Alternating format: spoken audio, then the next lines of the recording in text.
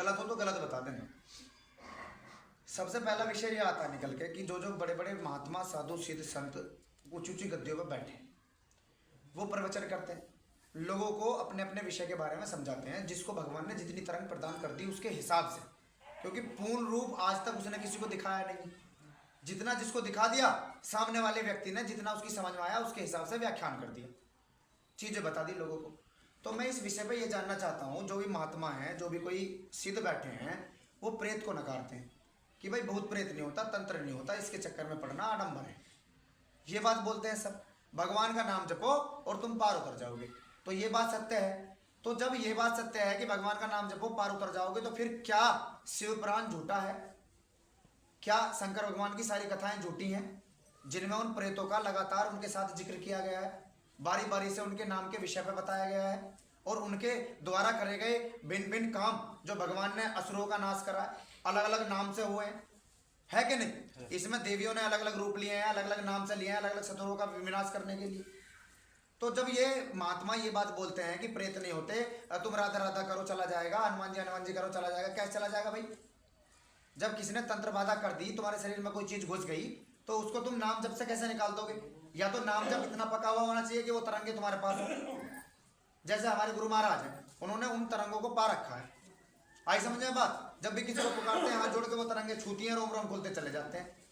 आई समझ में? उनके उनसे एक तरीके से वचन है कि तू लोक कल्याण में जिस किसी के सिर पे भी हाथ रखेगा, उसके कष्टों का निवारण करने के लिए तो हम तेरी मदद करेंगे। ये बात हुई है एक तरीके से, उन तरंगों के माध्यम से होता ही, अलग से कोई मैं ये भी नहीं कह रहा बैठ के बात होती। तो जब अभी एक रोज केस आते हैं कि भैया हम तो रोज कान्हा जी करते हैं, हम तो रोज राधा जी करते हैं, करते हो, ऊर्जा बनती है, सारे काम ठीक है, लेकिन जब तक चीजों को नहीं दूर कर सकते नकारात्मक ऊर्जा को, जब तक तुम किसी न किसी तरंग को पाना नहीं। आई समझ में भाई? इस हिसाब से तो फिर हनुमान जी महाराज सब जगह विराजमान नहीं है क्या? तो वो सारे प्रेतों को खुद पकड़ेंगे और मार देंगे? क्यों नहीं मारते भाई? शंकर भगवान कहाँ नहीं है? चराचर जगत में वो जो है उनका विराजमान है। कोई देवी है, शक्ति के रूप में चलती है, बेशक वो क्षेत्रों के हिसाब से अलग अलग नाम से पुकारी जाती है तो माता शक्ति, चाहे उसको कोई शीतला माता कह लो, माता काली कह लो, चाहे उसको किसी प्रकार से अपने क्षेत्र के नाम से पुकार लो भाई, किसी सबके क्षेत्रों में अलग अलग नाम है देवियों के, पर वो शक्ति का ही तो रूप है। तो फिर वो वहां के प्रेतों को पकड़ के खुद क्यों नहीं मार देती? क्यों किसी गुरु की, क्यों किसी सिद्ध महात्मा की जरूरत पड़ती है जिसने उनको उनकी तरंगों को पा लिया? तो भाई मूल में तत्व को पाने की जरूरत पड़ती है। अगर आप राधा राधा का जप भी करते हो ना, तो मैं ये बता रहा हूँ उस राधा राधा के जप से भी जब तक कल्याण नहीं हो सकता, जब तक वो तुम वहां तक पहुंच ना जाओ, जब तक उसकी तरंगे पक ना जाए, वो ऊर्जा रूप में तुम्हारे शरीर के नाड़ियों का विकास ना कर दे, तुम्हारे चक्रों का, तुम्हारी कुंडलियों का जागरण ना कर दे, तो विकार जब तक दूर होंगे ही नहीं। और फिर जब राधा माँ का नाम लोगे तब रोम रोम खुल जाएंगे, शरीर बिल्कुल ऐसा हो जाएगा फूल की पंखड़ी की तरह हल्का, तो तब प्रेत नहीं आएगा। अब ये तो ये बताते नहीं है कि प्रेत आया कब नहीं, बस ये बता देते प्रेत है, होता ही नहीं है, तुम उनको मानो ही मत। तो ऐसा नहीं है भाई, दुनिया में सब चीज का अस्तित्व है। आपने जो विषय पढ़ लिया उसके अलावा भी दुनिया भर के विषय बचते हैं संसार में, तो उनके विषय में आप नहीं जानते। कोई अगर आर्ट का स्टूडेंट है तो वो हिस्ट्री, ज्योग्राफी, भूगोल, जो 3 सब्जेक्ट उसने ले लिए हैं, वो उन्हीं के विषय में रहेगा। उसको नहीं पता कि फिजिक्स में क्या हो रहा है, उसको नहीं पता इस बात का कि कोई केमिस्ट्री भी विषय है और कोई केमिस्ट्री का ज्ञाता भी हो सकता। तो प्रेत अपनी जगह एक तो अलग है, और प्रेत के मैं बता देता हूँ, प्रेत तो अपने आप में बहुत शक्तिशाली चीज है। प्रेत वो है जिसको तुलसीदास महाराज ने ये बात बताई थी कि हनुमान जी महाराज वहां आएंगे रूप बदल के, वहां दर्शन कर लेना महात्मन। आई समझ में? वो कितने बड़े सिद्ध संत थे, उनको नहीं पता लग पा रहा था, लेकिन उसके बाद देख कि उस प्रेत ने बता दी ये बात। तो ये बॉडी में जगह जगह बैठता, किसी के भेजने के माध्यम से तुम्हारे जो मल द्वार है, गुदा द्वार है, नासिका द्वार है, आंखों के माध्यम से, मुख द्वार से घुस जाता सीधा सीधा। कोई कोई प्रेत तो इतना ताकतवर है कि सीधा छाती के हिस्से से घुस जाता, अगले हिस्से हृदय के हिस्से से घुस जाता। तो फिर वो शरीरों में जगह जगह बैठता है। पहले वो स्टार्टिंग जो होती है वो उसमें धीरे धीरे से दर्दों के रूप में होती है, जहां बैठ जाएगा वहीं दर्द करना शुरू कर देगा। आई समझ में? अब विडंबना ये है समाज की कि महिलाएं कितना ही कहती रहे कि जी दर्द है, जाना डॉक्टर के पास ही है, तो डॉक्टरों के पास जाओ डॉक्टरों की बीमारी के लिए।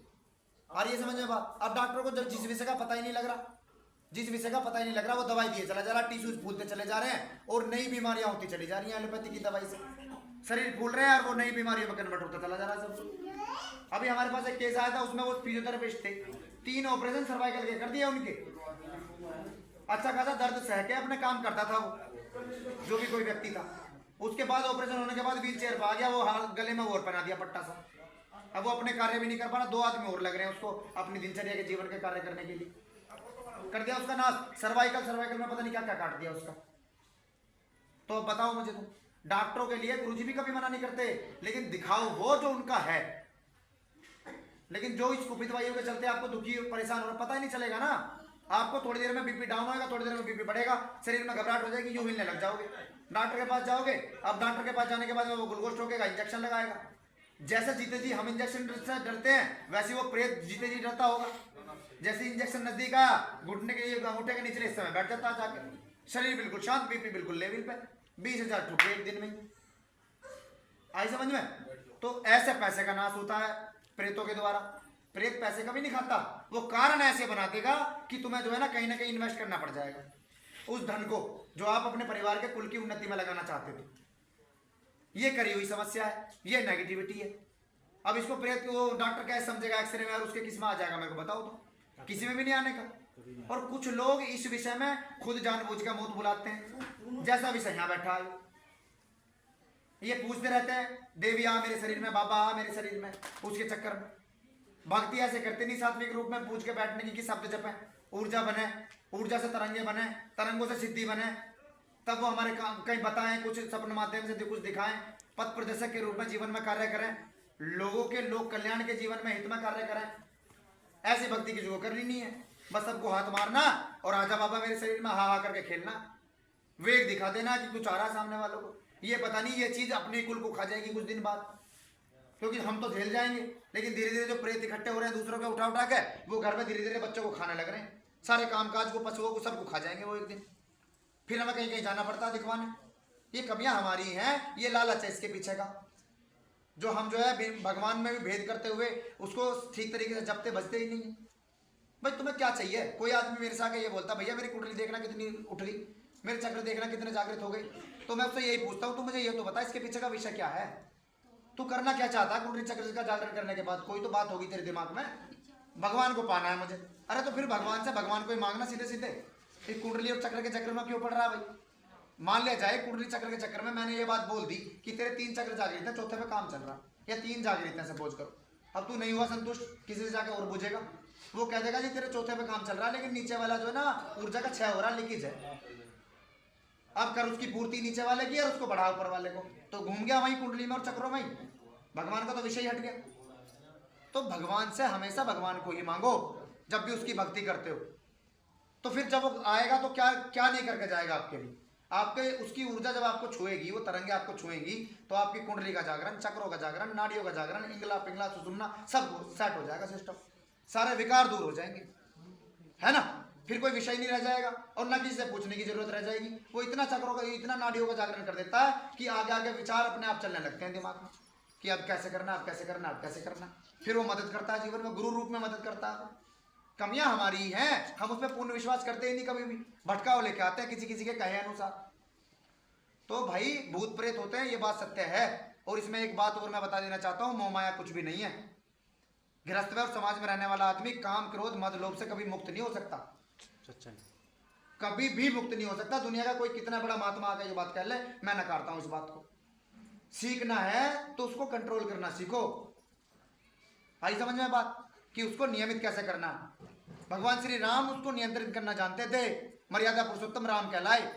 उन्होंने कभी नहीं की ये बात कि इसको खत्म कर दो और ये बिल्कुल बकवास है, ये सब कुछ है। श्वास जब तक चलती रहेगी काम आता रहेगा। मैं आज बता रहा हूं तुम्हें, ना क्रोध खत्म हो सकता।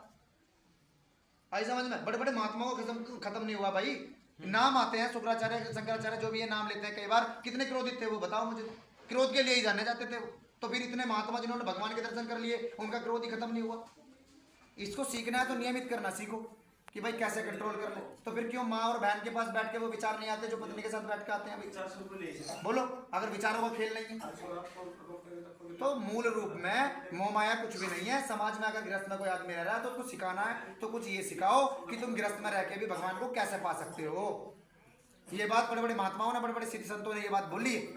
पंडित रामकृष्ण परमहंस महाराज ने भी ये बात कही है कि कोई कितना भी गृहस्थ में रह रहा है, वो 3 दिन पति पत्नी बैठ के साधना करें तो उनको उतना ही फल मिलेगा जितना एक योगी को 1 महीने में मिलेगा।